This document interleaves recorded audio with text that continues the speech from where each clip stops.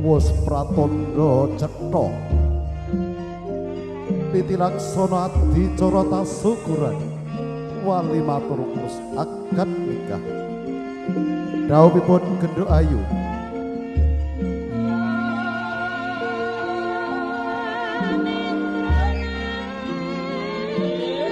Fauzia Dia Anggita Sari Putri Kinasih panjenenganipun Bapak Paiti darasan Ibu Walia inggih menika wonten ing Golo Gansal Strip 916 RT 6 RW kalih Ayub Jakarta lawan Mas Bagus Taufik Fardias Aldo Haryati putra panjenenganipun Toko Sumantri Sabto Haryati dalasan Ibu Yulisar inggih menika wonten ing Gumo Indah Ngesti Harjo Kasihan Bantul Kinaryo Purno konjuk syukur wonten asa dalem Gusti Kang Maha Agung Gusti Kang Maha Welas lan Asih ingkang sampun kepar angupiraken sih nugrahanipun titilaksana adicara tasukuran wiwit purwa madya wusana lumampah kanthi gancar lancar nirbaya nirsakara ngaturaken gunging panuwun dumateng kanca-kanca saking vendor Sai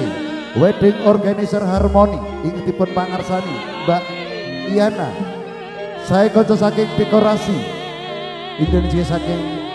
Kayana dekorasi ugi saking foto Mojaya ugi fotografer Atmalaka foto ugi ngaturaken agung panuwun saking kanca campur sari ringkes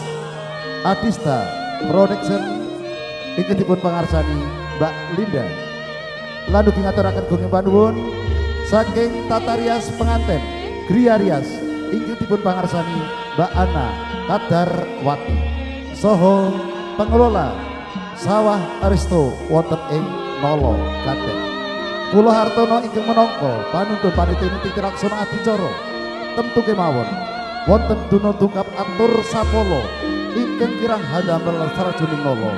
cayekti nyuwun agung samudra pangaksama mugia cinandhi ing salama-lama waduk Gajah Mungkur sakidul Wonogiri sedaya pati ngatur nyuwun agung ing samudra pangaksama panutup ngatur wali taufik walidayah akhirul kalam wassalamualaikum warahmatullahi wabarakatuh nuwun matur sembah nuwun